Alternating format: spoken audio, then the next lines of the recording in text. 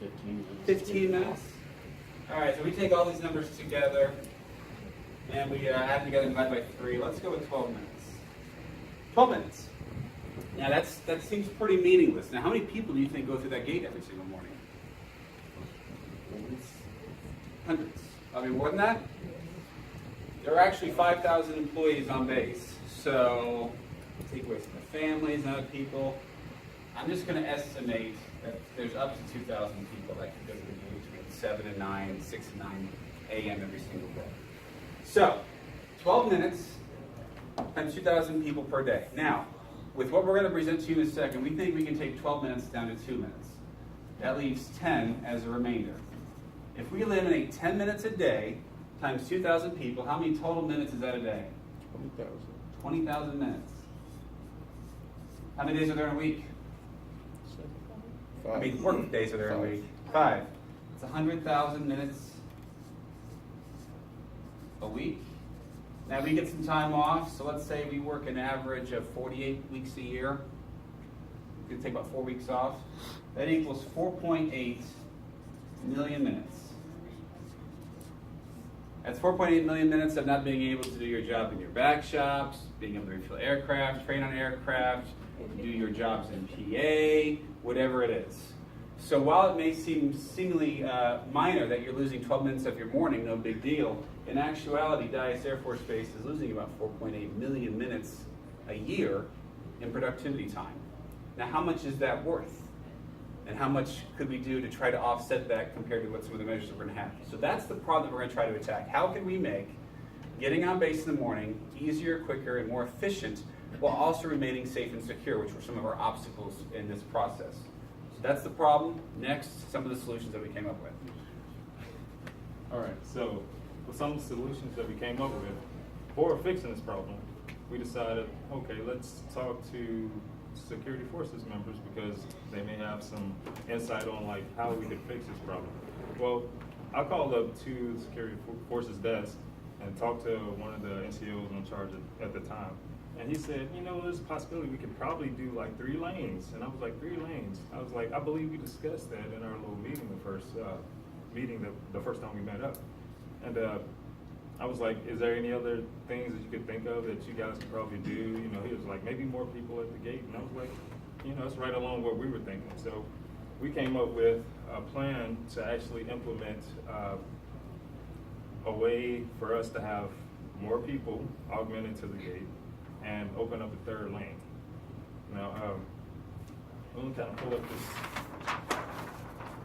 diagram here. I'll let Jesus kind of speak to it a little bit. So basically what we thought of is, as you guys noticed, just imagine here are the 2 lanes entering and 2 lanes exiting. Alright? Simple fix, really. I mean, the first step is just add a couple cones redirecting traffic, alright, opening that 3rd lane, so instead of having 2 exiting lanes, we can utilize this for 1/3 entering lane, and therefore just redirecting people at the stoplight, and everybody continues on the flow. As well as here, kind of coning people in to 1 exit lane, which probably you won't see many cars leaving at that time. Also, it's going to work during lunchtime. People, I've gone to Chipotle a couple of times, and you know, it's kind of hard to get Chipotle and come back on time. Now, anyways, we have here the visitor center. There's also, we have a better option, because we've noticed that many times there's a lot of congestion of traffic in this little area, and that museum right off base is actually a perfect spot to just move those couple of computers there into here, make kind of a new visitor center. So that's kind of what we thought of, trying to, you know, let more flow, kind of, you know, redirect unnecessary traffic to this area to more offset location. That way we can go ahead and increase, you know, that time to get in on base much quicker. And you might ask, how much is this going to cost? You can get this all for free $99. Go ahead. Okay. Oh, this is actually my part of the job. The cost of this is going to be almost negligible.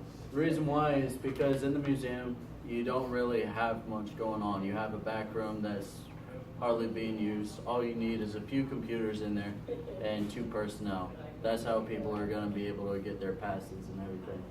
So over here, you know how you have the spikes. Nobody wants to be flat tired like that old lady last night would be horrible for everybody's day.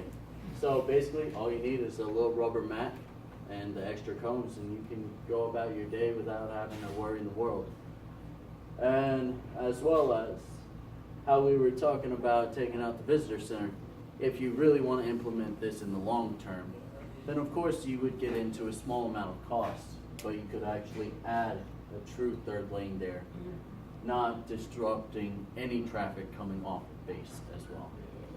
And for training security forces, augmentees, and anything else that might be needed, it's less than actually getting a new security forces personnel onto our base. Shifting lanes are used in just about every major metroplex, including, I love San Francisco. The Golden Gate Bridge has a zipper track that they actually realign the center median through a zipper truck that shifts everything over. In the morning, and then in the afternoon, it goes 4 to 2, and then it goes 2 to 4. So that is a proven concept that's utilized in just about every major metroplex.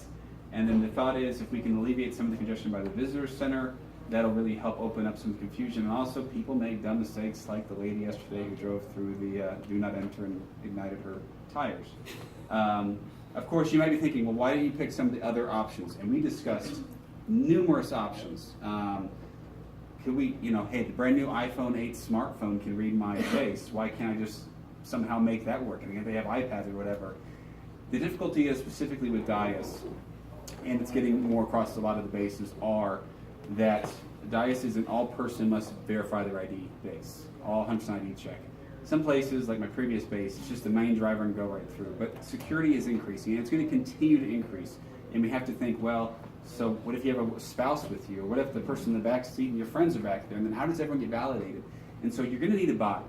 And so what we also talked about as far as how to man the bodies. You want to take that? Yeah, definitely. So as you guys know, you always see the security forces personnel, and you see one guy there with the regular cap or augmentees.